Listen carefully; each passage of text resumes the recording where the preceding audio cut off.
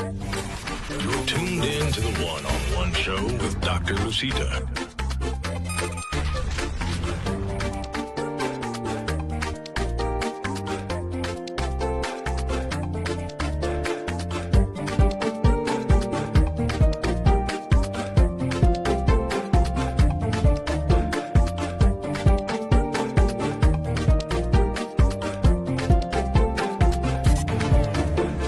Welcome to the one-on-one show.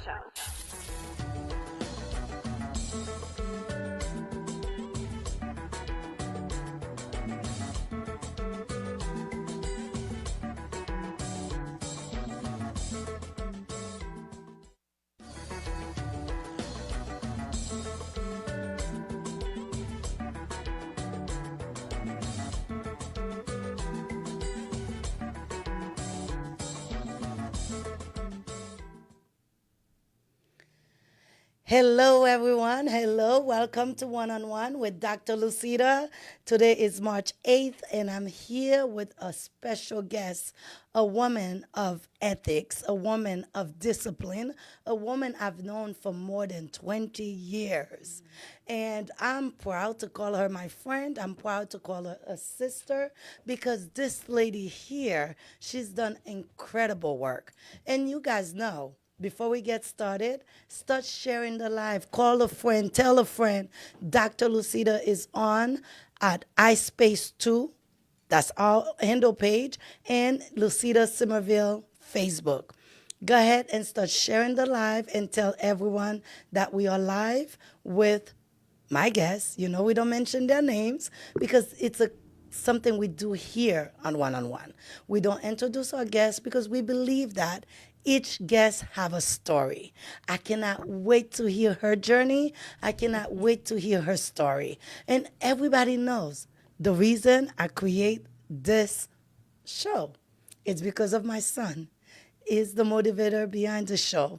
He thinks money grow in tree, and we want to leave a legacy. We want to go back to the roots and talk to our younger generation to educate them, to let them know that we too was kid. We too had a beginning so that they can learn from us and grow from us. So now we're going to take a quick break and we're going to come with our guests.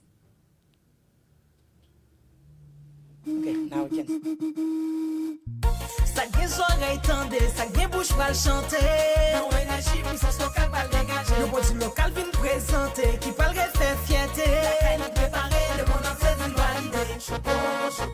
Choco pam sans masse sans paille. Choco pam mettre qu'il tim sous rail.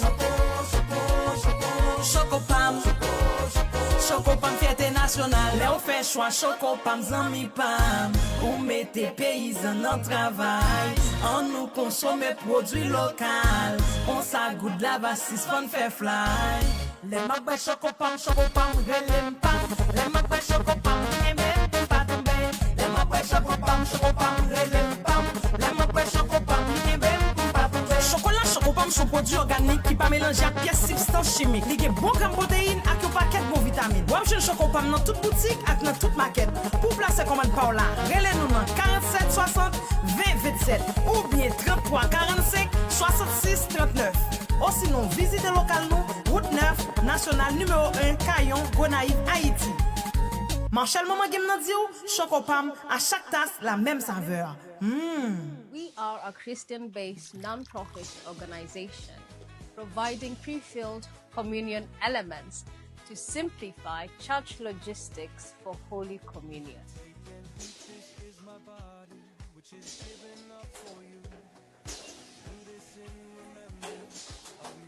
At Holy Communion Elements, we deal with packaging of pre-packed Holy Communion into a one self-serving cup.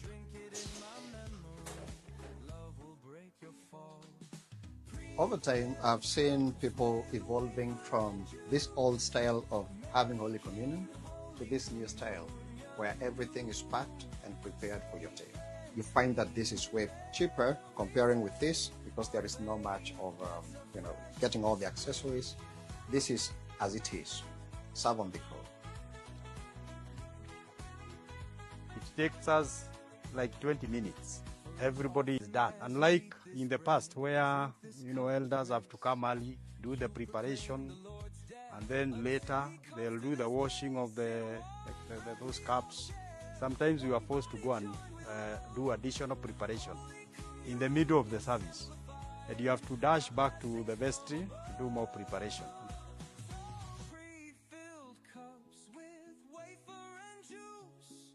We have 5 stations. 1, client services. 2, production, quality control, packaging, and delivery.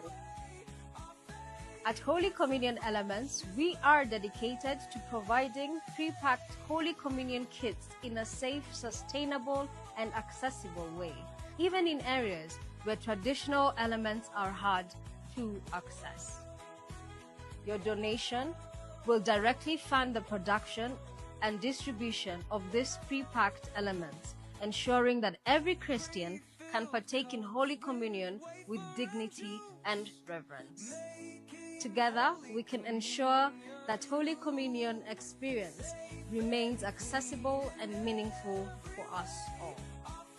To donate, please visit holycommunionelements.com or reach out to us directly through our phone number.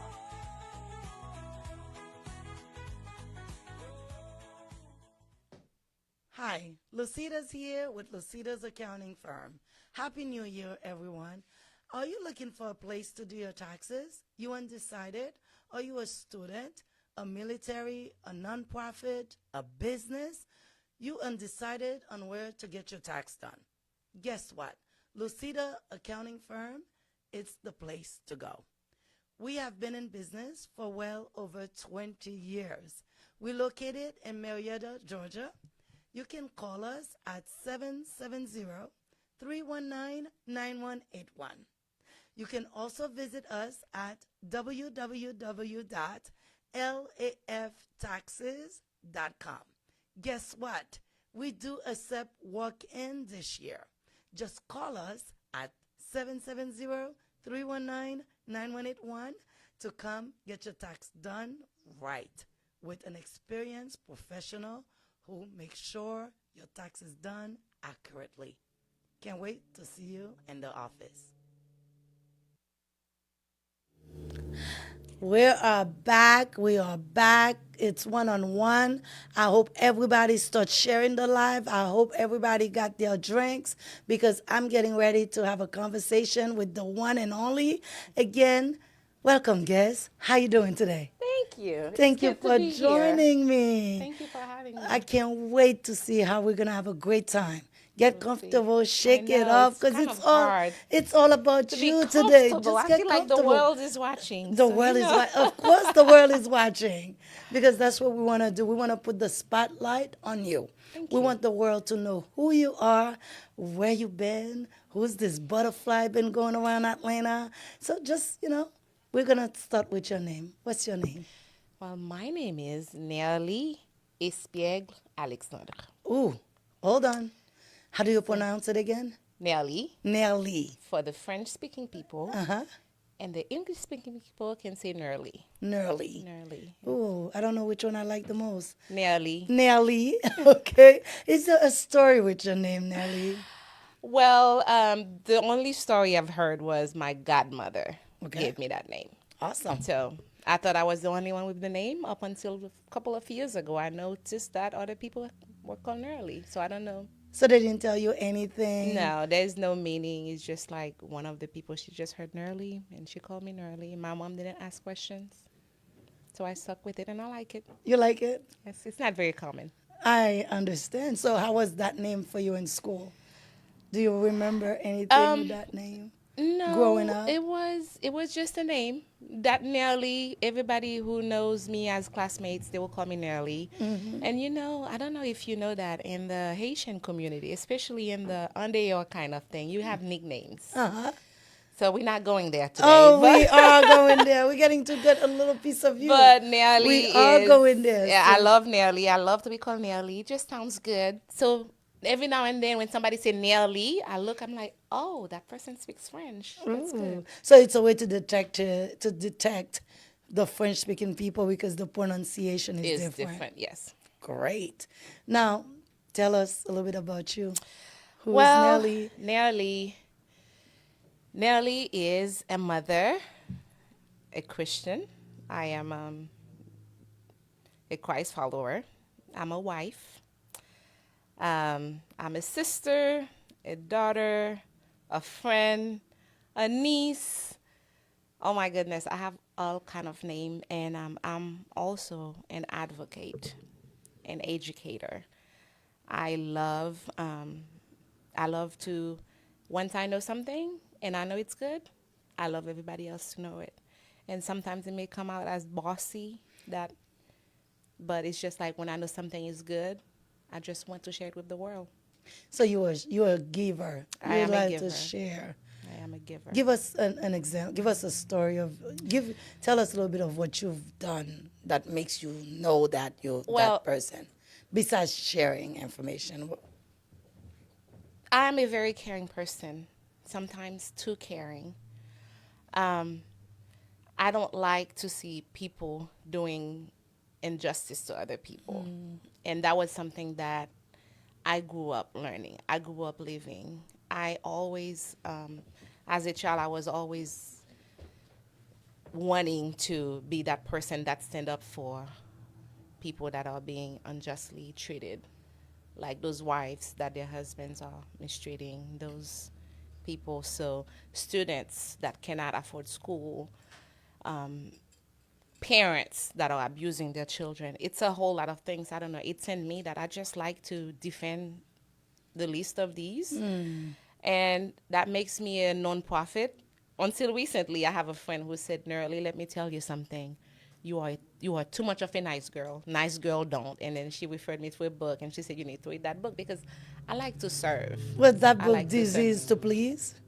It's called Nice Girl Don't. Nice girl. Nice Girl Don't. Now And we're gonna take it back home because I know you are from Haiti. Tell me a little bit about your childhood there. Well, my childhood was good. It was good.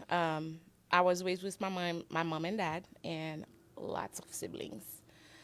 I am one of 14 that I know of. Wow. My parents, my mom and dad, it was 9 of us.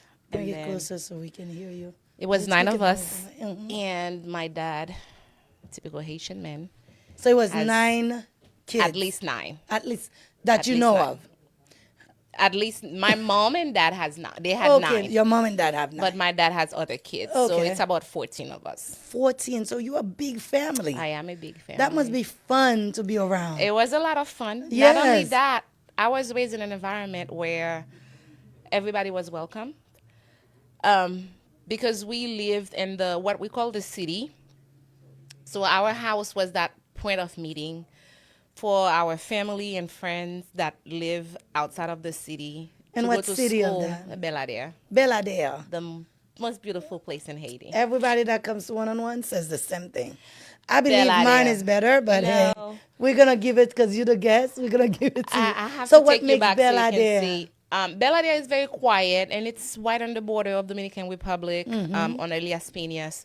So we were always with that culture where we were learning both Haiti and the Dominican culture, and that's why I speak a little Spanish. Oh, you do? That's how I learned to do that. See, look, yes. we didn't know that. Only on one-on-one, because that's a lot of people don't know that you speak Spanish. I do. Wow, A that's little bit. interesting. So Enough do you to- remember going to school? In Haiti? I do. So growing up, like I said, I was raised with my mom and dad, and back then they really believe in the non-school, like the sisters, where you go to school, separate you from the girls. So I went to a non-school up to my 6th grade, what you call 6th grade. I wasn't Catholic, but my mom, I guess because they were affluent in the community, so she managed to convince the sisters, the nuns, to let me go to that school. So I went to a nun school, was very smart, and I have some friends. I remember one of my friends, we love each other, but we were always competing for first place. If she's first, Jessie Marie-Michel Saint-Louis, I remember her name. She's my friend. I let's love take her. a break. We do that on one-on-one. Jessie Marie, Jessie Marie-Michel Saint-Louis. do you have something to tell her? Oh, I love because her. we do that in one-on-one. She inspired me. Okay. Because with her, So if this quarter Jessie is first, I'm coming for her. She knows I'm going to take it. Next, it's just like some healthy competition. Yes, yes. You know, and you look up to, it was good for me because I know she's smart. We work together, but we want to be the first one because I don't know. It was but something good. that worked for you. It worked for when us. You were growing it worked up. for us in our community, our parents. Mind you, most of our Haitian parents, at least mine, my dad, I love her. I love him. He did not know how to read. But one thing, when he looks at your carnet, which is your report card, he would look for something red.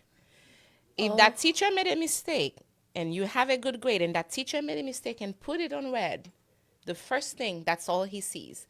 So we were forced to do our best. And because of that, we didn't feel like we have any other choices. So, and I love him for that. Despite him not having that when he was a child, so he made sure that we were comfortable and we were provided for, and most likely we were pushed. I thank you for sharing that and that piece of information, because a lot of people, trying to hide the fact that their parents probably didn't know how to read or their parents didn't go to school. So for you to share that with us, have you ever felt like you were different because he didn't do it, or I'm proud of him for that. Very proud. Everybody, all of my dad's kids, they went to school. And Haiti has 4 things that you want you to be: a doctor, a lawyer, an engineer, and agronome. Yes. So, and all of my brothers and sisters, we finished school and we're doing well. Wow. So, so we'll talk about that because I know many of them are doing fantastic work in the Atlanta community, other places. So we're gonna go back to that. Now the communication is all about you. I want to know about you. Any stories when you were growing up in Haiti? What can you remember happened to you? One thing that I know, when I was growing up in Haiti, we were very sheltered. At least me and the generation of my sisters were very sheltered. So like, we were not allowed to go places without my brother. So even though we're at school, if we have school function, we were not allowed to go to people's house, sleepover. What is that? You don't sleep in people's house. So it was good that my grandmother was that safe haven that we always thrive. We will do anything to go to my grandmother's house every weekend. So one of the things that stood out to me is the fact that every Friday evening, we'll go to my grandmother, where all of my cousins will go there and we'll meet. And and where she lives, we live by a big, it's a beautiful environment, and we had lots of fun. So one of the things that really stood out to me is the relationship I had with my cousins when I was growing up, and that meeting point that we have at my grandmother's house, that we have to do good, do everything, eat all your food, do all of your homework, all of your chores, and then you can go to grandma's house. Something funny that happened over at grandma's house that you can recall. Something interesting. One time we were at my grandmother's house and it was a storm. So in front of my grandmother's house, there's a big avocado tree. So now, avocado, mango, I know how to just reach out and get those and eat them. So I had a cousin of mine. She lives in New York now. Her name is Lindsay, and we call her Kiki. Hi, Lindsay. And then with the storm, one of the branches of the avocado fell off, and then it was on the porch in my grandmother's house. And it's a secret. I sucked my thumb up to 14-year-old. Only on one-on-one. Did you guys know that? I'm Who live? knew that? Oh my gosh. Yes, you're live. So I sucked my thumb, and no matter what they did to get me to do it, they do all kind of mean stuff to me. They used to do that for my nails. It will always go in my mouth. So I was sitting there, and I'm like, kicking with my thumb in. Can we say Gasta Misericordia la Kugana? I'm like, what? So every time it's storming, they call you Gasta Misericordia. Gasta Misericordia. I'm like, well, so, I don't know where it came from, but I was young. And that was funny. It's a story that my uncle will always say, Nerlie, let's say Gasta Misericordia la Kugana. So because your fingers was in your mouth and you said it. It sounds funny when I have it. Oh, okay. Yeah. You can't give us a little bit? No.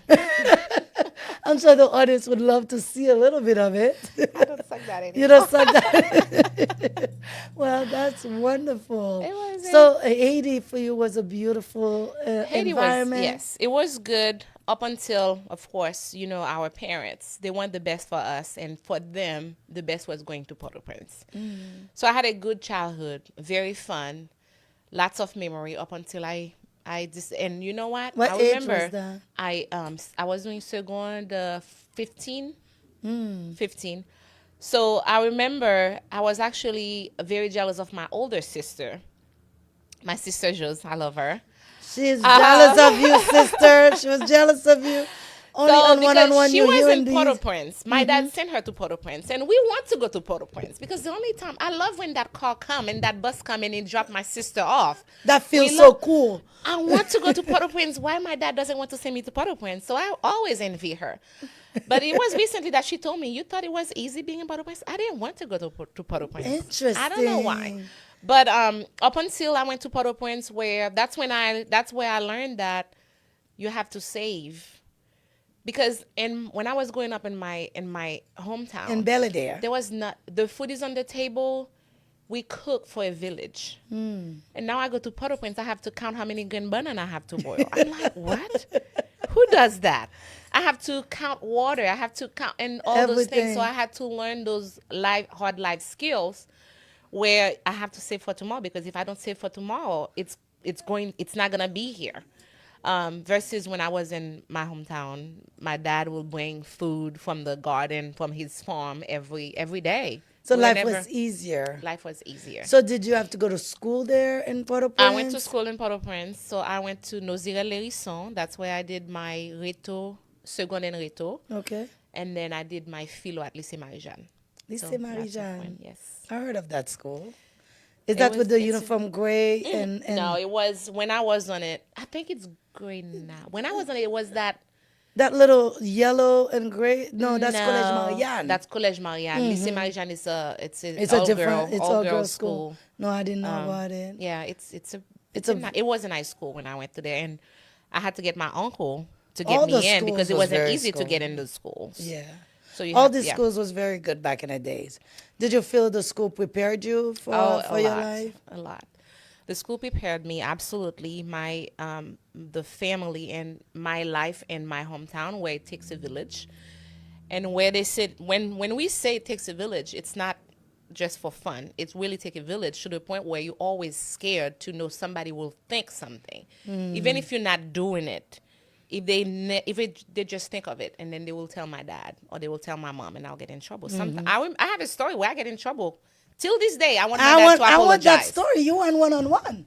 We want the story. And one of the things that I had, and I want my dad to apologize to me for doing that, because I have a mark on my back for it, and I wasn't guilty. So okay, papi, you know, n'a pas obligé de partir ça en créole. For none, I apologize for my non-Creole speaking audience. We want Daddy to know that this part is for you. Parle créole avec papi. Oh, papi. Dis papi sauve les papi. Okay. Gardez caméra, dis papi sauve les hein, pour nous qu'à avancer s'il te plaît. Parce que c'est ça n'a fait dans one-on-one. Papi, vous connaissez vraiment.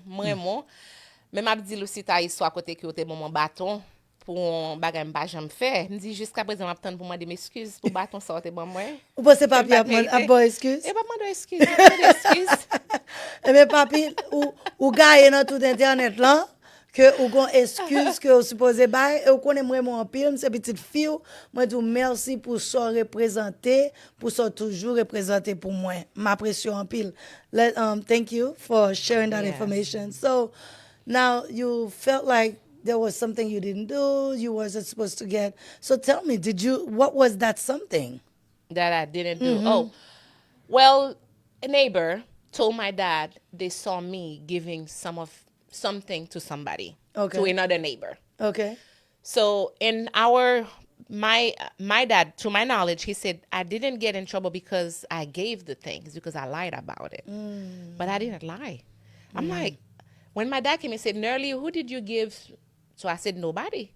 And then back in the day, whatever they have, that's what you get whooped with. So it was one of those songs they do the... Yeah, So I said, no, I didn't.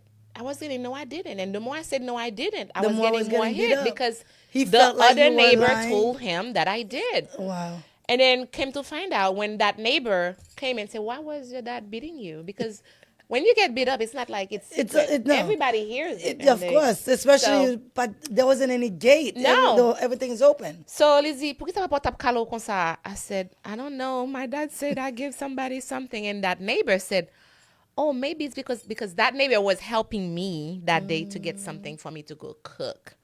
That other nosy neighbor told my dad I was giving away some stuff. Wow. And till this day. And that's how that happened. Just to tell you, it takes a village. So you don't give anybody any excuse to say anything bad about you because you don't get to say, which is bad. I'm going to say that because I feel like it's good. I'm not criticizing our parents because they did the best they can. That's what they knew. Considering that's all they knew. But in my case, in that story, I got in trouble for something I didn't do, but I was not allowed to speak up. It wasn't every parent. Yeah, But in mine, Haiti, we have that. I didn't have no say. And that also created me something bad. I feel like I didn't have a voice when I was a child. And I'm like, no, nobody can silence me. I say too much sometimes. There we go. That's why we're on one. I want to hear more. I don't want to silence you. I careful. want you to talk. No. You have to be careful My what you husband say. will get me in trouble if I keep talking. I love you, babe. Hi, babes. You know we love you. We're not going to say your name. You know how I feel about you. Thank you for everything you've done for us. Thank you for being a loyal person since day one when I met you. You stay consistent. You say what you mean. You act. Too consistent. Yes. I love it just the way it is. So I want to say thank you for being the person that you are. So let's continue. So with Haiti, is there anything you would change from your childhood there? No, I would not change anything. If I can, I would make sure that my hometown has universities where I didn't have to leave it to go to Port-au-Prince because it is part of who I am. It helps me, and that's where I met my husband. So I can't say it was all bad. We're gonna go back to that. We're gonna go back to that. But a lot of those things, because we were so sheltered. So in Haiti, I didn't know how to buy a pair of underwear until I get to the United States. Because my dad, he gives it to you. Everything was provided. So he didn't give you money to go buy it. It wasn't a schedule.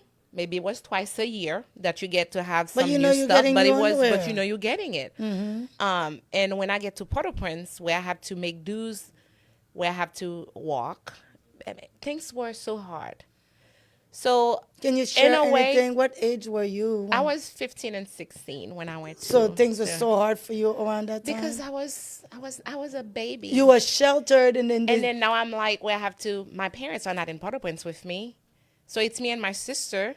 So now I have to be adults. I have to be responsible. And I didn't learn to do that. You were not ready for that. I was not ready for that. So what was the hardest moment for you that you could think of? I don't want to say the hardest moment because it all comes together to make me who I am today. Something I will change, definitely. If I had to relive that moment again, I will not make this a mistake or I will not make this an experience, but it's all part of who I am. If I have to change something, I will not go to Port-au-Prince.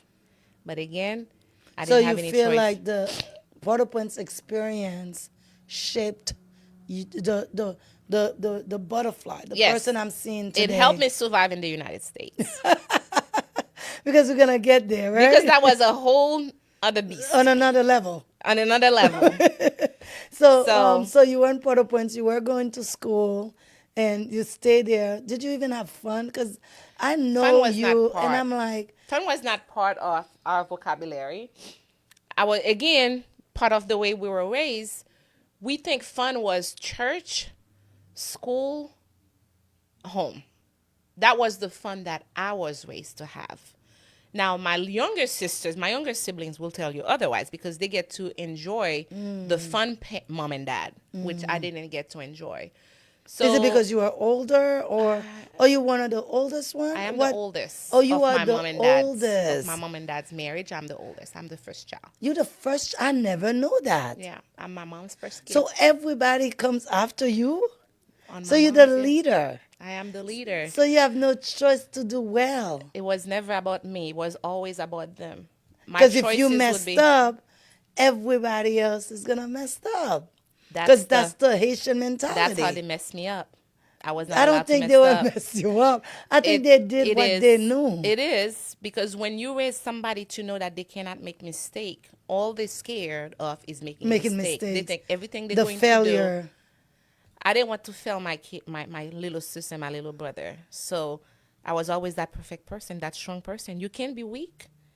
Because so-and-so is watching. What are you going to tell them? And You had 8 of them watching every you. once in a while, I say the same thing to my kid. I have to step back and say, oh, what did I just do? Because you take you back to that moment. Yes.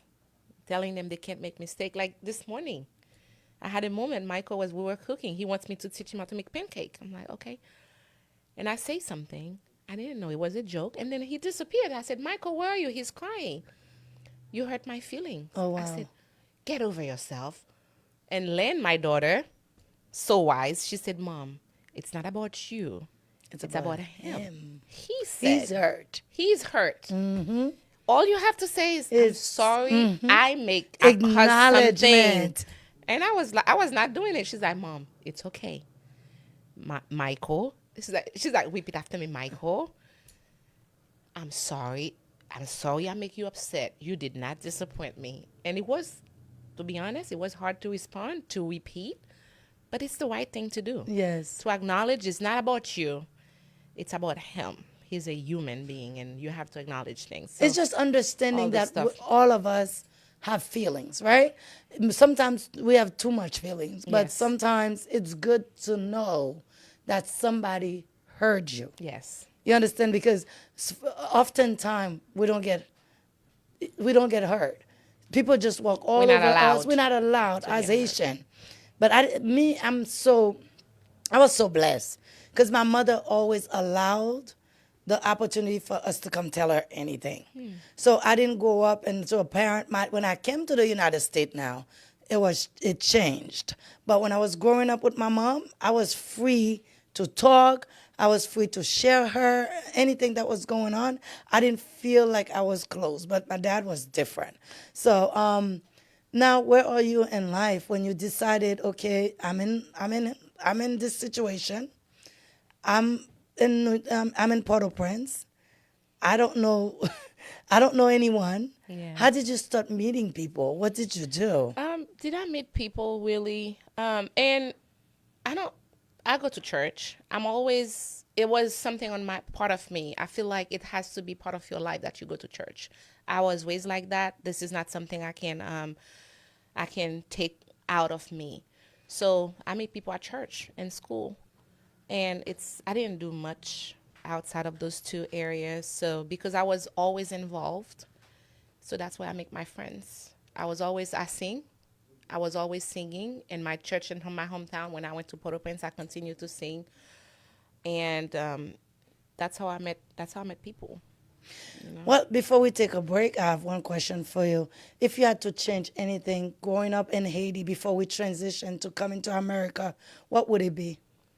I don't change anything. You wouldn't change anything. No. On that note, we're going to take a break. We'll be right back.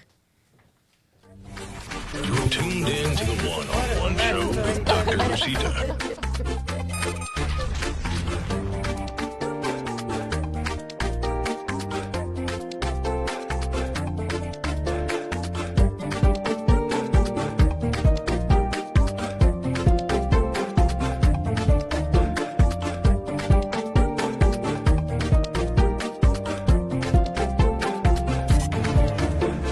Welcome to the one-on-one show.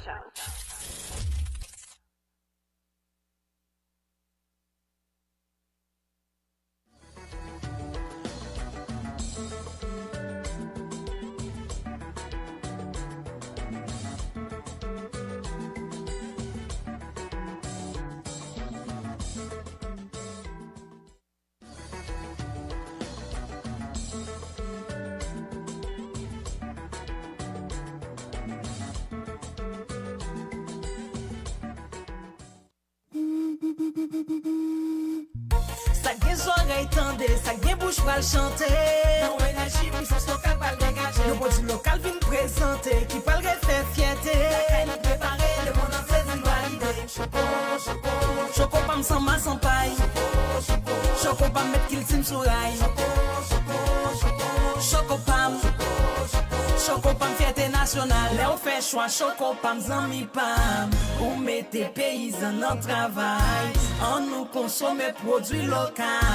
On s'agoute la vassis fun fait fly. Les magbè choco pam relèm pam. Les magbè choco pam même pas tomber. Les magbè choco pam relèm pam. Les magbè choco pam même pas tomber. Chocolat choco pam son produit organique qui pas mélanger à pièces substances chimiques. Li gen bon gramme protéines ak un paquet bon vitamine. Ou am jen choco pam dans toute boutique ak dans toute maquette. Pour placer commande par là, relève nous dans 47 60 20 27 ou bien 33 45 66 39. Ou sinon visitez local nous, route 9, national numéro 1, Caillon, Gonaïve, Haïti. Marchal maman gem nan di ou, Chocopam, à chaque tasse la même saveur. We are a Christian-based non-profit organization providing pre-filled communion elements to simplify church logistics for Holy Communion.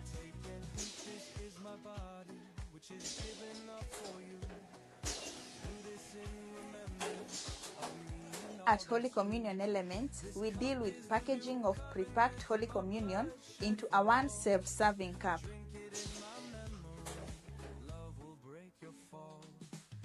Over time, I've seen people evolving from this old style of having Holy Communion to this new style where everything is packed and prepared for your table. You find that this is way cheaper comparing with this because there is no much of, getting all the accessories. This is as it is, serve on the go. It takes us like 20 minutes. Everybody is done. Unlike in the past where, elders have to come early, do the preparation, and then later they'll do the washing of those cups. Sometimes we are forced to go and do additional preparation in the middle of the service. And you have to dash back to the vestry to do more preparation.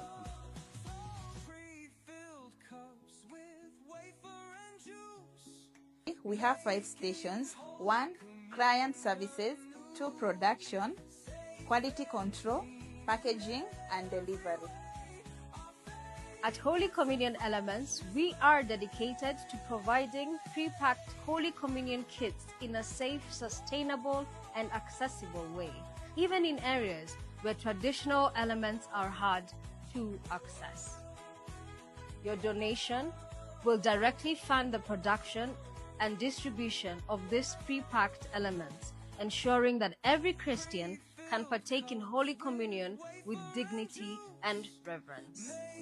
Together, we can ensure that Holy Communion experience remains accessible and meaningful for us all.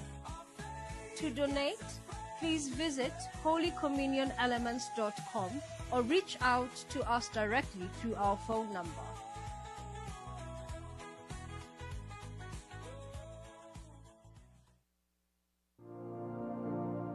Communion is a special time to remember what Jesus has done for you. At Communion Elements, we offer communion with a difference. From prepackaged Holy Communion cups, water, wine or juice, and wafer, all sealed into a convenient single-serving container. Celebrate Christ's kingdom in a special way with Communion Elements as a church congregation, small group, or family devotion. So, why Communion Elements? Our plastic containers or cups are high quality and 100% recyclable. Both elements, the wafer and water, grape juice or wine, are easily prepared and served conveniently and all the time. These elements are totally safe, sustainable, and affordable. In faith, let's share the body of Christ by breaking the bread and solidify the Holy Covenant with the blood of Jesus, courtesy of Communion Elements. Order our fresh and hygienically prepared Communion Elements today via our website. You can as well call or WhatsApp us through 0799 988 371. Communion Elements. Communion with a difference. Hey guys, we are having a good time here at One on One, and I want to thank a few people. And before we get started, we want to say Happy Women's Day! And to all the women out there that's watching this show, we want to say we love you. Keep fighting, keep growing. The country relies on you. Okay? So you continue to put everything on your back. You can do it. You're stronger than you think. Yeah. And also, we want to thank the people that are watching us now. We want to say hello to Agathe. Thank you for sharing. That's my first grade teacher. That's your. Well, thank you. Hi, Madam Agathe. I love you, and I'm not gonna say how much you beat me when I was in your first grade class. And she said And you I have love to her. say how much Desod. No, That I you were wasn't a Desod. Desod. Thank you for sharing that, Madam Agathe. We have Robinson. We have Jamin. Hey, sis. And we have Penielo. My brother. Hello, Hi, bro. hello, Mr. Franklin. Hi, Miss. Thank That's you my for being- business partner. Hello, We're gonna talk about business the partner. business. We have a lot more people, and we want to say thank you for Mr. Jean.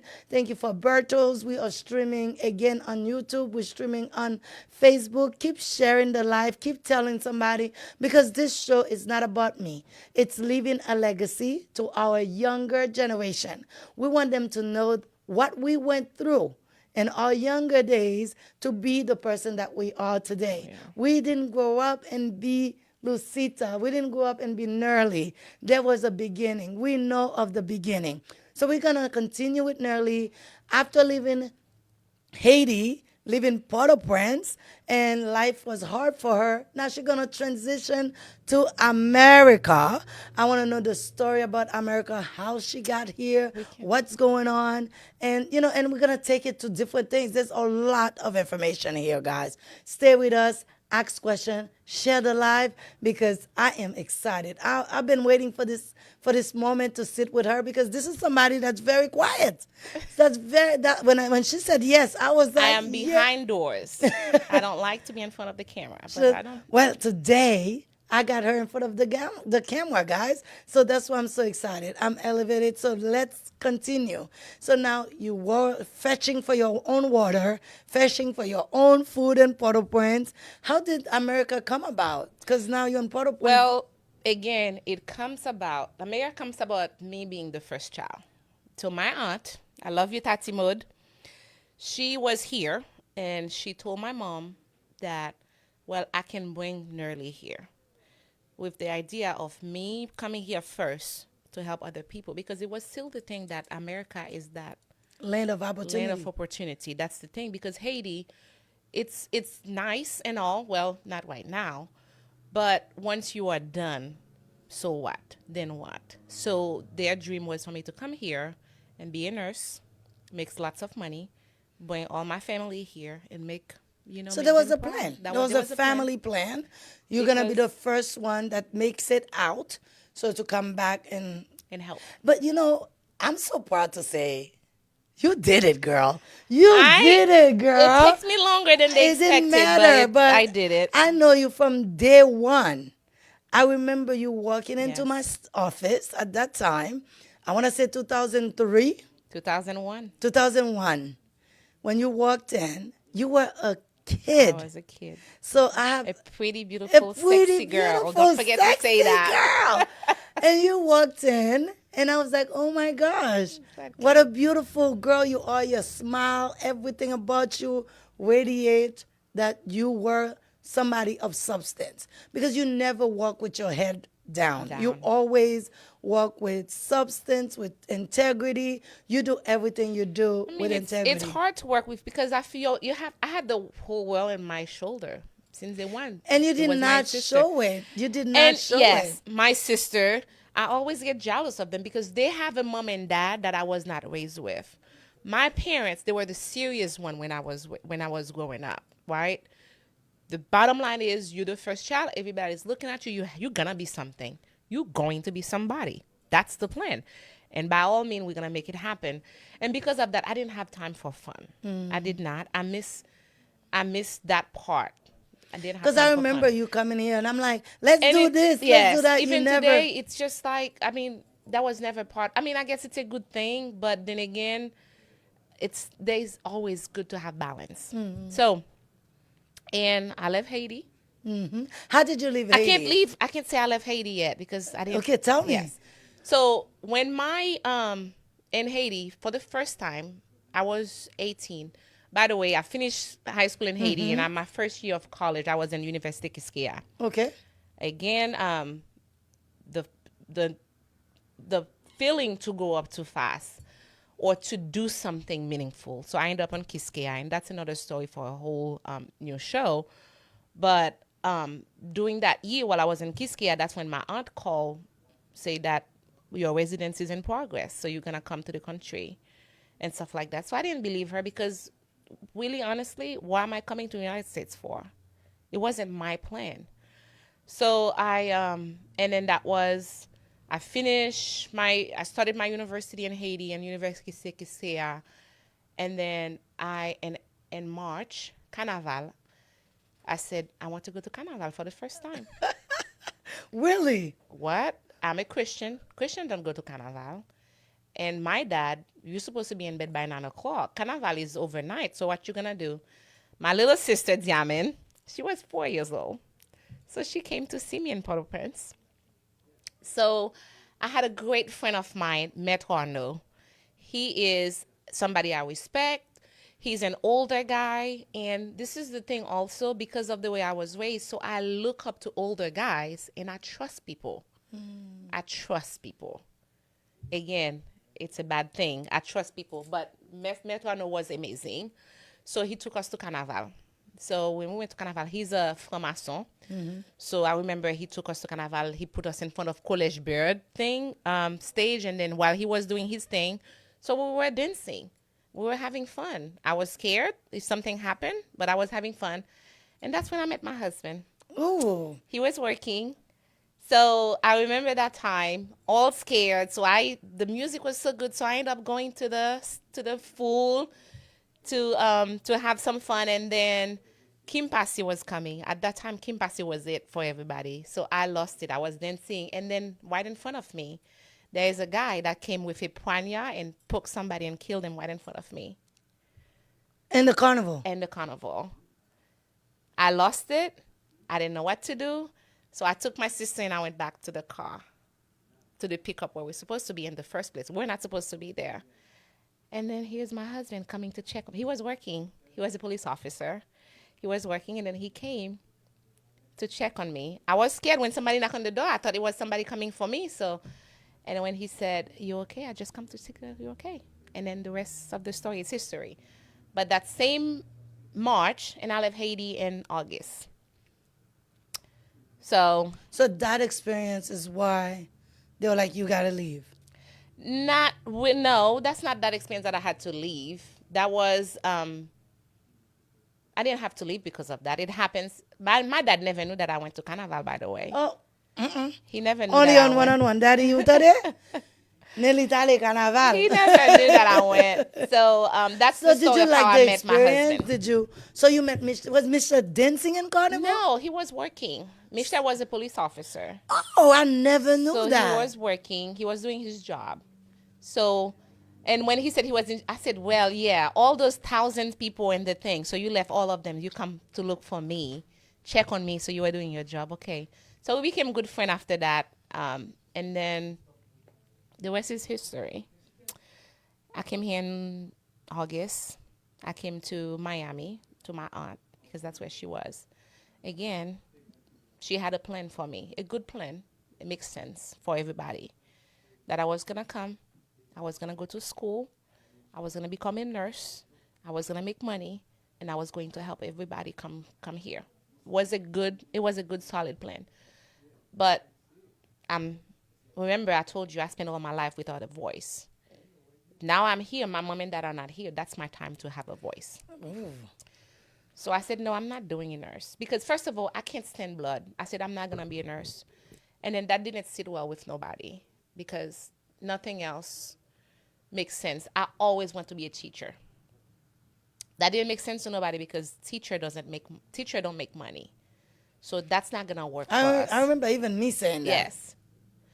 And you are part of the people where I had a student loan, $300,000 student loan, before I can go back to being a teacher. And again, that's the power of influence. I wish I didn't listen to people, but then again, all those experiences make me who I am. Mm-hmm. So I went to Miami. I remember, again, it didn't make sense. So I told Michelet, because I was in love, very in love at that time.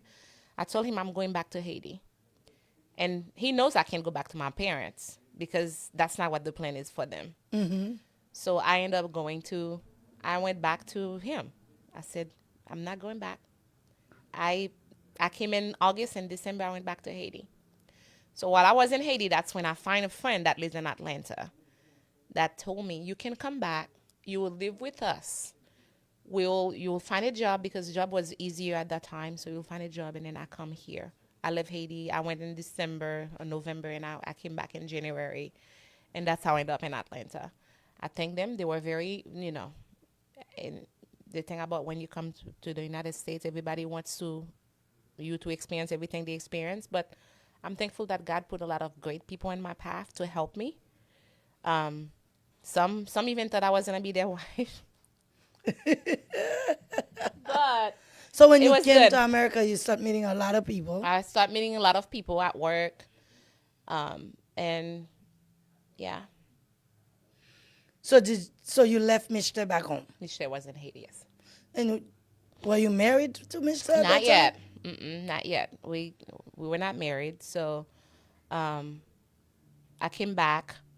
But I came back in January. I went back to Haiti in July. That's when we got married. Mm.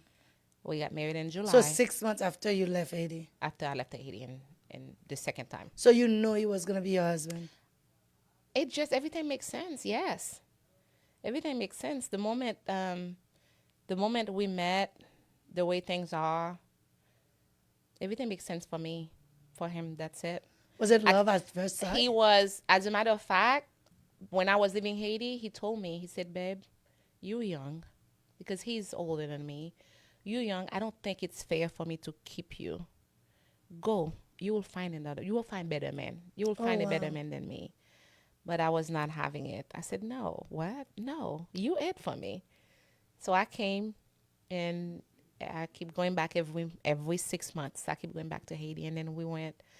And then because, Christian, I like you, you like me, so we end up getting married.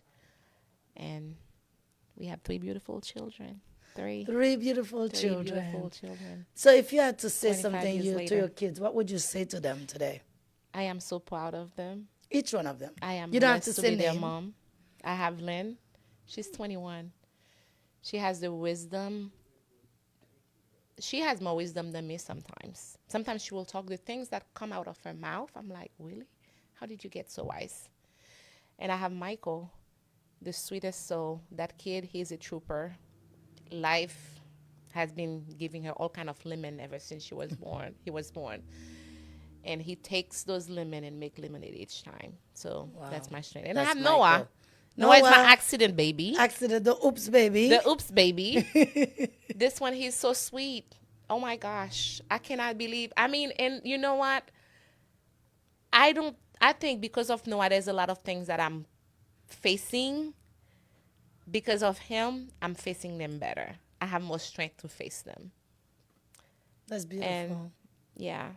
I can see how much you love your kids. Oh, they are my life. They are your life. They are my life. So let's say, if for whatever reason, you wouldn't be here, or, they're watching this video, because I know they're young, what would you want them to remember you by?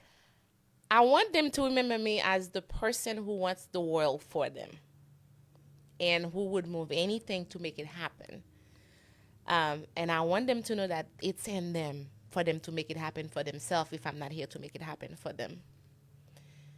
And I'm hoping that whatever I did while I'm here is enough, because my mom is no longer here, and a lot of those things I'm doing is because of what she would send me while she was alive. So I'm hoping I can do the same thing and more for them. And I believe you are doing that. To know that and follow their heart. Because a lot of those things is I didn't have time to follow my heart. I was following the plan for other people and what I think society would love for me to do. Expectation. Follow your heart. That's such a great message. Yeah. I respect that, and I can see how much you love your kids. So I know your older daughter, she's very wise. Did she get that from you?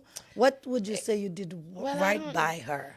Well, I think ever since she was a child, there's something that I put is structure and discipline. I put that. So she knows what to expect. And I have kind of the same way my parent raised me, I kind of raised her the same way. But the good thing was she had my husband as a balance. I was always a strict person. I was you going to do this way, that way. And Daddy was the only person who he's flexible. He's the one that they always love because he reasons with them. Let me put it that way. So in my relationship with my daughter, because of the way of that way, during her high school year wasn't the best. Because, for example, she got into one of the best school, and she didn't want to go. And I'm like, what do you mean you don't want to go? Thousands of kids want to go to that school, and you get in, you gonna go. And I forced her to go. Oh. I hated that. That was, and she knows, and I need the world to know. So that don't was force one your of your kids to do regret. something. That's my regret. All her high school years, we were not on a good relationship because, to me, I was helping her. You said you're gonna be a doctor. That's how you're gonna be a doctor. And I was forcing her. This is what you need to do. She's the kind of kid, she doesn't talk back. She doesn't speak.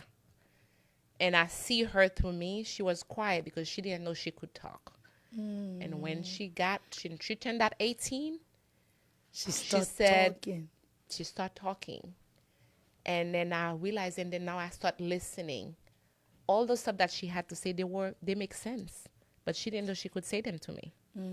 You know? She could, but And your relationship with now? Oh, it's amazing. So you're able to bypass all this, telling her what to do. So now you know that you're an assistant. Well, I still guide her. Yeah. I still That's guide why I her. said an assistant. Like I tell my kids, I'm not here to tell you what to do. I'm here to guide you to make sure whatever it is that you're doing, I can support you through it. And I'm always there. I will be there. Yeah, we'll be there to pick up the pieces. Yes. However, but we're not there to be the police to tell them what to do. So we're going to take it a notch. It's a work in progress. Yes, it is. It's always like that. But we're going to take it a notch. So when you came to Atlanta, did you come straight to Atlanta or? No, I went to Miami. Okay. I was in Miami for 6 months. How was life there? It wasn't, because I was still not able to be who I am. I couldn't. Because so remember, mom the was plan, not there, my mom wasn't there, so, but my aunt was so there. So you lived She's with your the aunt one, for 6 months. So she was the one who make it all. So when we come, and mind you, my aunt left Haiti so many years before, so she didn't know me. All she knows I'm Nerlie. She knows I'm her niece. She knows she loves me to death. But when I come here, I'm that person that she didn't know, because I'm that person that says no. Because I wasn't supposed to say no and all that stuff. So it was rough when I came here with her. Now I understand her. Now I understand why she was doing what she was doing. But no, I wasn't able to stay with her. In fact, I ended up getting a job to be a babysitter or a nanny for someone, so that way I can go to school and help myself. And then that's why I go back to Haiti. That's why I went back, because it wasn't working. So you left Miami, you went to Haiti? I went to Haiti in December. At that time, you were 18 years old? I was 18. Okay. So when you got I was back, 20. You were 20? I was 20. I was already 19 when I came here. Okay. So that's when I met the friend in Atlanta while I was there, who actually lived in my hometown. And he said, you know what? I live with my sister and my dad. You can come here. To Atlanta? And yes. Okay. It's like Haiti, America is not like, if you can leave. We can do roommates and stuff. It's okay. You can do that. So I explained that to my husband, my boyfriend back then. So, and I came.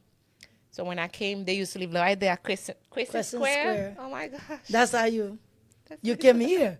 Because a lot of people that started at that apartment. I came, I remember when I came January 13, 2020, 2001.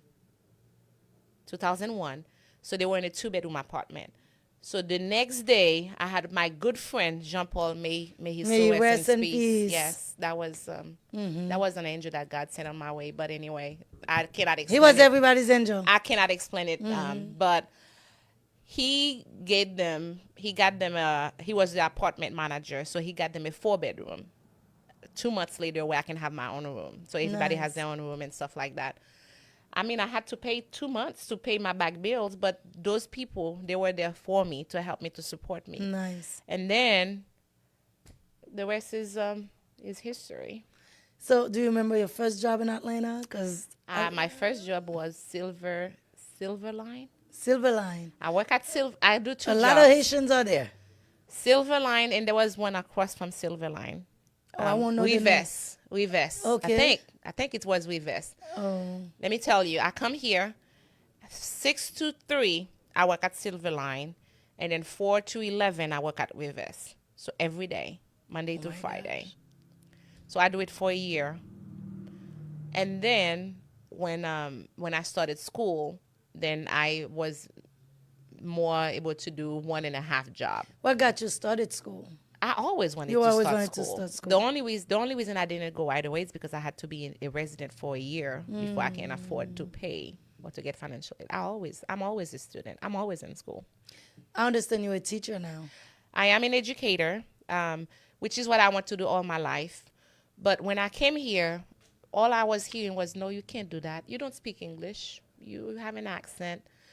I remember when I came here, I was a member of Open Bible Tabernacle, Haitian. So they're like, I have people saying, why don't you do computer science? So I went to school and I have an associate in computer science. Interesting. I hated it. And then I started working for Publix, and they were like, why don't you become a manager at Publix? Do management. So I went to school for management. I hate it. And then when my daughter came, because after I had my daughter, I had to send her to Haiti because I didn't like the lifestyle here. Because in Haiti, my husband was still in Haiti. We can have her maids.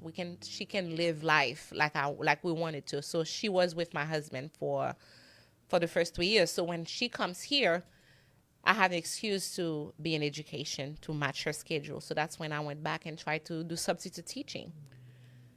And that's when I was like, that's where I belong. So, and that's, I went back to school and have my teaching degree, and I started teaching. Before I even got to teaching, because I was always a non-profit kind of girl. I always liked to help. So I have a master in public administration with non-profit because I was helping a lot of non-profit back then.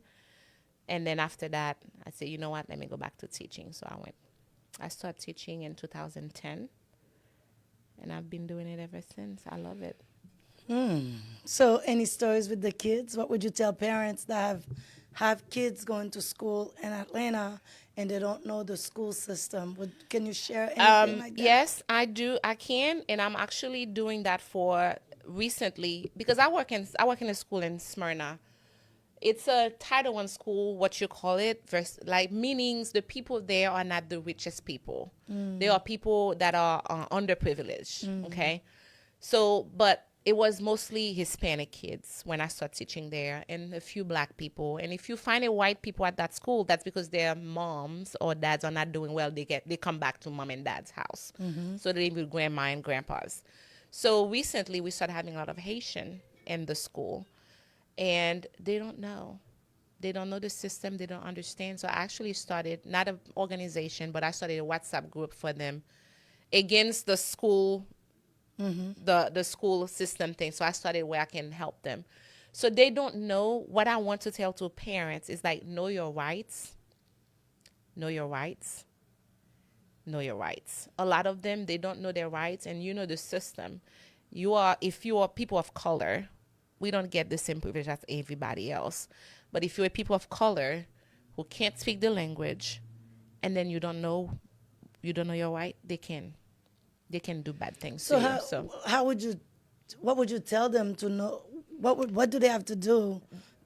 Is there a handbook? there is there a no thing? there is Yeah, how handbook, would, but they can't read the handbook. So I created that group for them to ask me questions. So when something happened, we have that WhatsApp group. If something happened, you don't understand it, call me. Make sure you understand something before you sign it. That's for once. But as a parent, I know in that population, they care more. Their first priority is to feed their kids and put a roof over their head. But I want them to, there is more to that. They don't, being in your kid's life, having your presence known at the school works wonder. Even if you don't have to say anything to the teacher. If you have times off, hey, what time is my kid? Ask your teacher, what time is my kid's lunch? Come to the school, eat lunch with your kids. The fact that they can see you there, if you can do it, that makes a whole lot of difference with the way they look at your kids when they look at them. And if you don't know anything, ask for explanation. I have a lot of Haitian in the school. They said they speak Spanish. Those are Haitian that has been transitioning, From hopping Haiti country to- to country. They said they speak Spanish. Well, the school give them translation in Spanish. Oh no, They don't even understand it. They don't even understand the it. One thing I language- told them, don't say you speak Spanish. Parle Creole. Tell them you need somebody who speak Creole. Yes. Have them help you, and all of those things, because, I mean, what you don't know can kill you. I You know? agree. What you don't know can kill you. Have you been able to help a lot? Oh, of- yes. With the Biden situation, how has that been for you? Is there a lot of these kids? in It's that? a lot of these kids, and I know we haven't asked me the question about the business yet, but I have an awesome group of Haitian people in Atlanta. Miss Franklin, Peterson David, Samar, and all those groups. So what they create something called Connaissance et Richesse. They create a group where they educate people.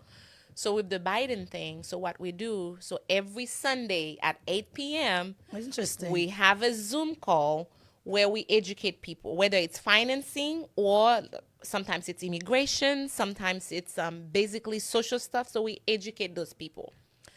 So every Sunday, 8 p.m., there is a Zoom. We get on Zoom and we talk. Sometimes we have 50, sometimes we have one time we have immigration. We had lots of people where we invite immigration attorney to come in and help people out. Would you mind to share that link for us under the live? It's When by bit.ly, the time- yes, yeah. I will. It's bit.ly Connaissance et Richesse. Connaissance We do et a bit.ly so that we can make it easy. Bit.ly Connaissance et Richesse, but I will share the link for Yes. you every Sunday at Because 8 that's p.m. great information.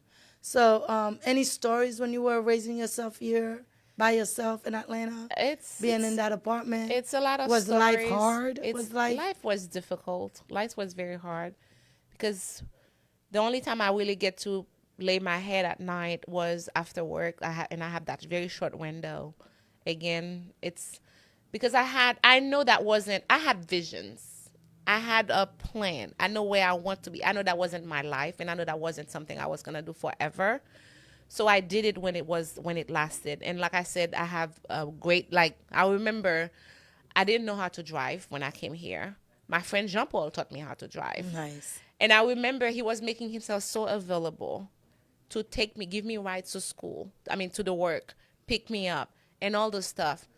I remember one day somebody said, c'est peut-être même petit fils africain comme ça. Et ou pas besoin femme nan, ou camper n'importe moun. I'm like, you don't need her, you don't want her because you are married, but you're standing on our way because we can't. Because they said the reason why they can't get to me is because I got what I need. Protected. He gave me what I your need. protector. I didn't need it, right? Because he was always there to provide it. So no one couldn't get to you. No one couldn't get to me. And a guy told him that one day. They told him. Interesting. Well, thank you for sharing that. Yeah. Well, now we're gonna, take it a notch.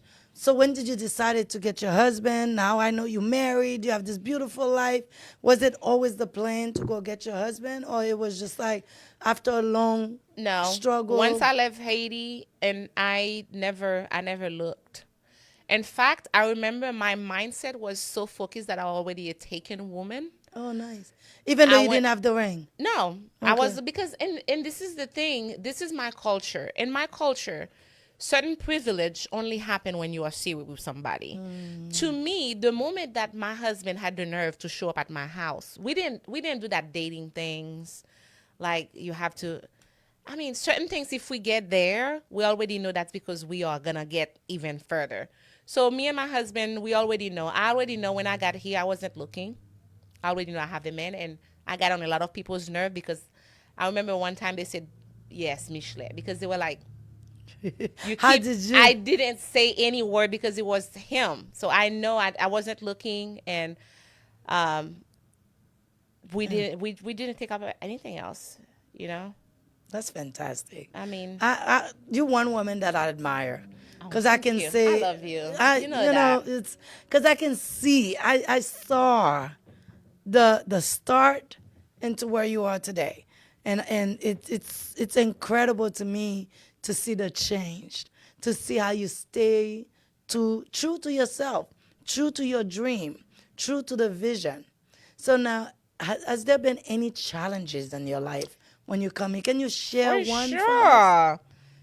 Challenges, definitely. One of the things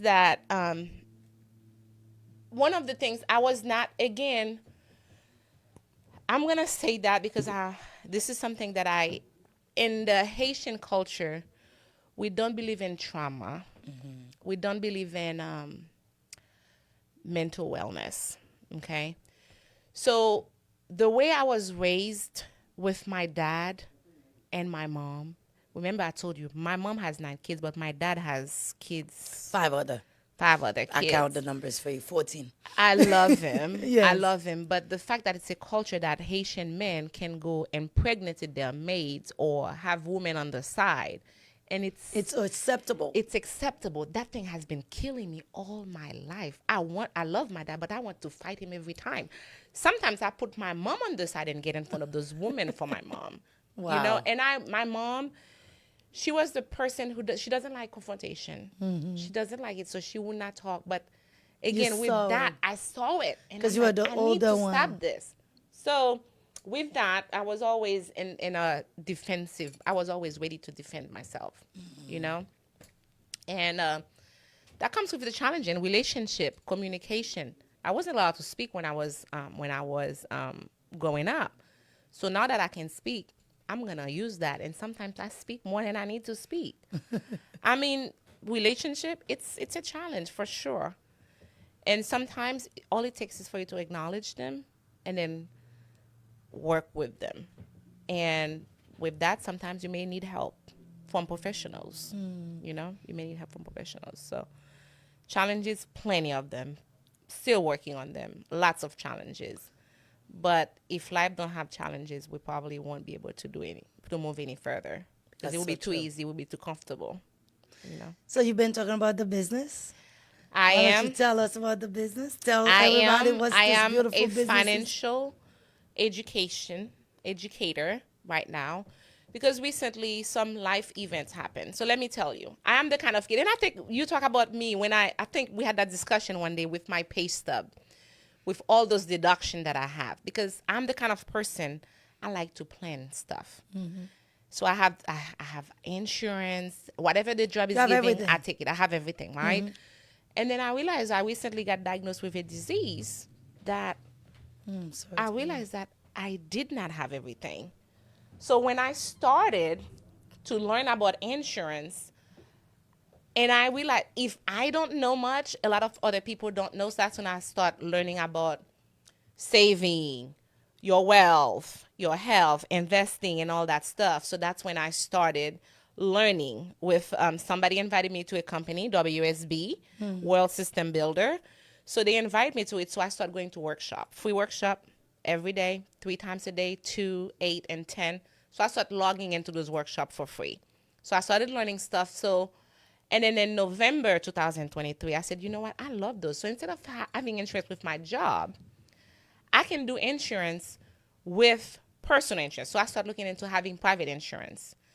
So in November, when I applied for my insurance, so they said, good, well, you said that you're pre-diabetic, blah, blah, blah, blah, blah. There is something we're going to look into it. So I said, we're going to look into it in November 2023. So that's when I start. And then they said, okay, you qualify for insurance, but we still have to do additional research, stuff like that. And then while I was qualified in December, I got something reported to my health that I have cancer. Oh my God, sorry. So, and then when I had that, I mean, it was really, God. Are you sure? Me? Why? But anyway. And how old do you? If you're 40, I was 42. 42. So, So- you try to get insurance. Let's not rush it. Thank you for sharing that, because a lot of us in the community, we hide our sickness, right? People have to know that where we are, because we are getting older, we are Yeah. young adult. So you getting insurance and they discover that. In the process. How? So when you apply for insurance, there is something you can decide to get a conditional approval.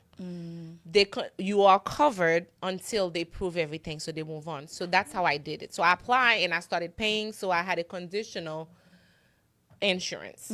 But it's pending investigation on my health. All the blood tests and everything. So yeah, so everything was good. So and then I didn't know I didn't have anything. So in December, when that come up, so that's when I find out that they will not give you insurance if you have cancer, at least until you are clear for 5 years. So here I am qualified this month, and then the next month I wasn't qualified. Oh my God. So thank God I was able, and then I'll get to learn some other stuff, because another thing is we learned that when you have life insurance, it's when you're dying. It's for dead people. I did not That's know Haitian. that. I didn't know there was life insurance. I didn't know there were life insurance that you can get that is making money for you. Oh, the IUL. The IUL. Yes. So I didn't know any of that. I didn't know annuity. I didn't know when you have a 401k with your employee, I didn't know you have a way where it's not good to overfund your 401k, because that money you're going to pay too much tax on it. A lot of those things I started learning in those classes. So that's when I said, you know what, I want to do that business. And Coach there's a lot of people that I know are doing that business, are being very successful. And that's how I started doing it. And now I learned, I am licensed with the state of Georgia. Congratulations. And thank you. I'm looking to add other states to it where I can help people educate. You look into your finance to see how you can make your money work for you by having proper protection. Because a lot of people, I know investment is good, but that's not the first step with preparing your future. Because that future, let's say you're saying, oh, I'm going to build some houses. But what happens if you die tomorrow? Are you covered? Are your family going to have something to help them? Because we don't know how many times we're gonna live. You know, I have 3 things I learned. If you die too soon, what are you gonna do? If I die today, what am I gonna leave for my family? My death, my mortgage? Are they gonna have to pay for it? What if I live too long? So what are my kids gonna do? They're gonna have family. So who's gonna take care of me? Do I have something in place where I can pay people to take care of me? Or what if I know I have somebody who doesn't like to say that when I say half dead and half alive. If you are somewhere where you can't take care of yourself, how are the people that in your life going to be able to take care of you if they have to work themselves, if you don't have a plan? And that's what it is. A lot of people say, I'm building houses, I'm doing this, I'm investing. That's not the first step. The first step is proper protection. Protect yourself with the minimum that you can. So that way, if something happened, your family are safe. And if nothing happened, what is the minimum if somebody want to know?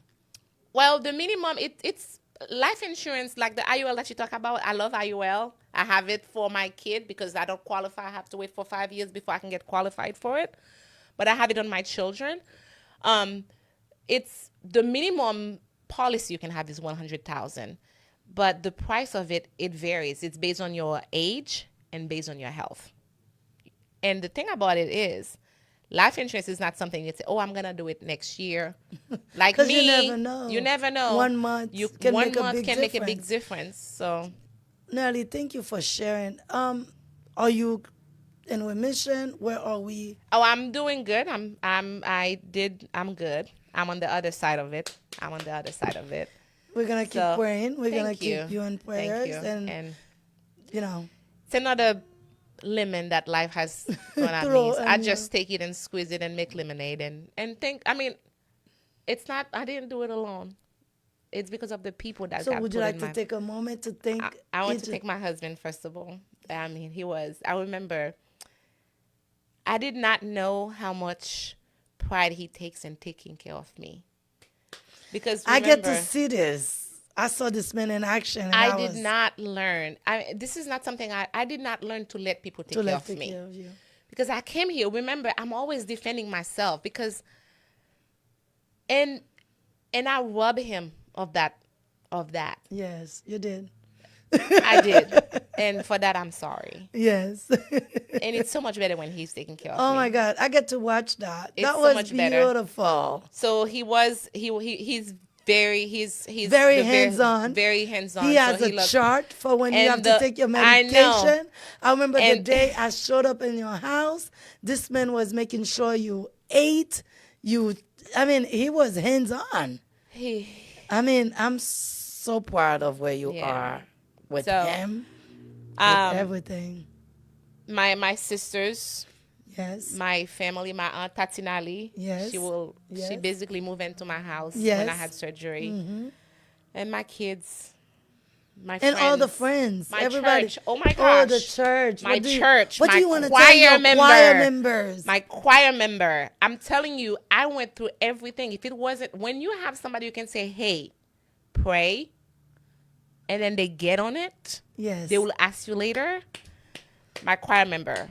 Yes. Mount Parent Church of God, I love you. Yes. And Yes. it's a big build. It's a big building. If But somebody they look at know that, they will. you. But you It's can a make it small very community, small. yes. I'm in. Like I said, I'm very involved, so they know. My friends, I have a lot of them. Yes. I'm very blessed. I don't know how. I don't know why, but I have a lot of people. You're a in my child of path. God, and like am- you he- said in he the beginning provides. of our He provides. conversation, you a giver. He provides. See, sometimes when we give, we don't get it from the people that we give it to. It's the community, community, yeah. that pours into us. And I that's why encourage- we have to keep being the person that we are, because it doesn't matter if you get it back, because one way or the other it's gonna come. So It's keep good to have a giving. community. Yes. I want everybody to find your Find your community. community. Find it, because you're gonna need it one day. You know what I said for me, my community is my clients.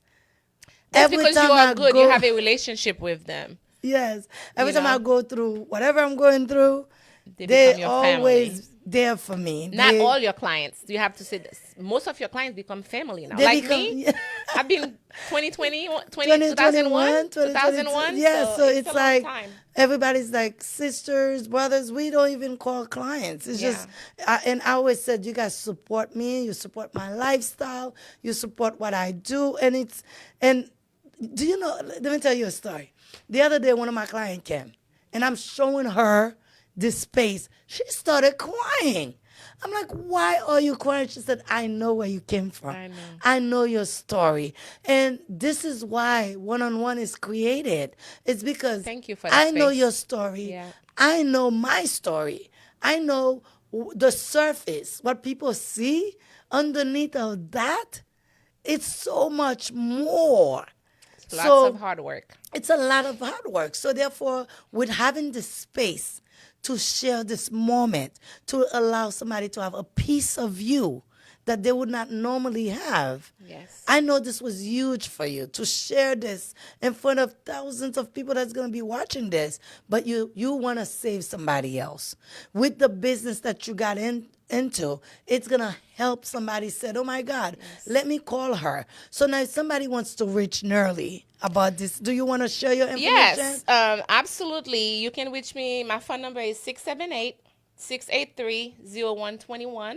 We're going to put it on And the I also live. have a website that I can put on the chat On the for chat. people to see. I can share Awesome. with you. But before we end, we have 3 questions that we always ask our guests. We want to thank you first of all, for coming here. Again, happy Woman Day, right? And what is the definition of success for you? Well, success for me is being somewhere where you're at peace with yourself. And when you can tell yourself, I did it because of the work I put into it. It looks different for everybody. And the timing is different for everybody. Take your time. Know what you want. And then it doesn't matter. Don't worry about people that are doing the same thing you want in 3 years if it takes you 10. go with your own timing, but never stop working toward it. That's beautiful. Do it in your timing, never stop working around it. If you had to talk to Nerlie, the beautiful girl, what would you tell Nerlie today? If I had to talk to Nerlie, I would say you cannot solve the world problem. It's not up to you. Take care of you. That's what I would say to myself. It's not your responsibility to take care of everybody else because you have to take care of you first. That's beautiful. That's so beautiful. So now, Nerlie, what would you tell us on one-on-one? I am so proud of you. And thank you for creating that space where people can come and share their story.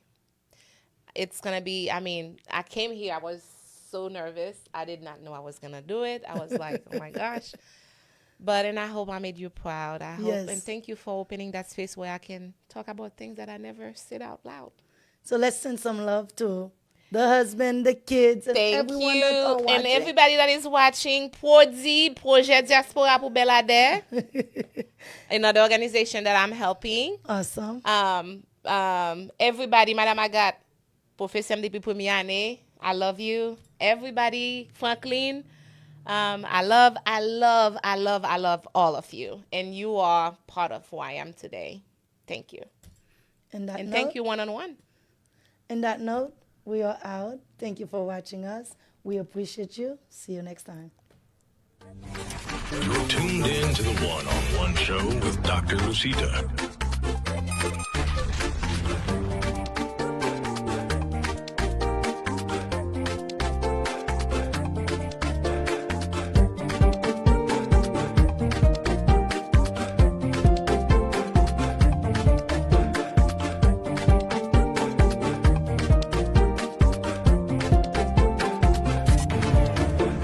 Welcome to the one-on-one show.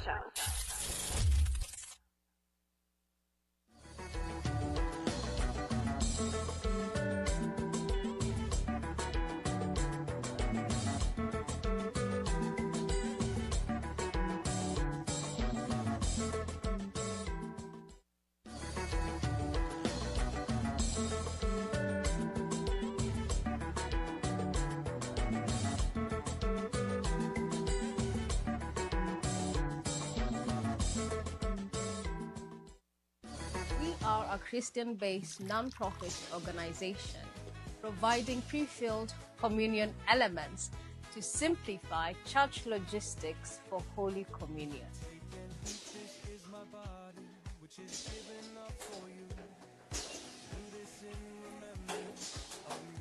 At Holy Communion Elements, we deal with packaging of pre-packed Holy Communion into a one self-serving cup.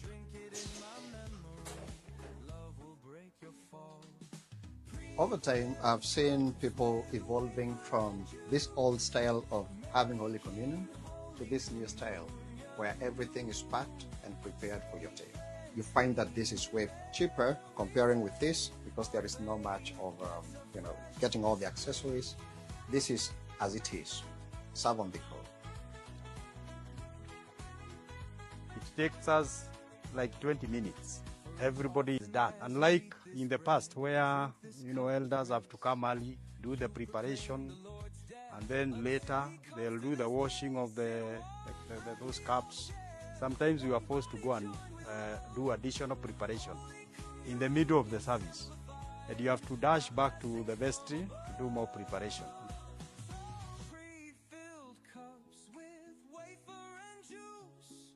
We have 5 stations: 1, client services; 2, production; quality control; packaging and delivery.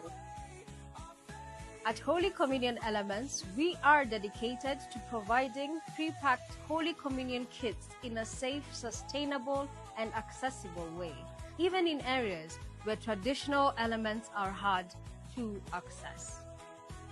Your donation will directly fund the production and distribution of these pre-packed elements, ensuring that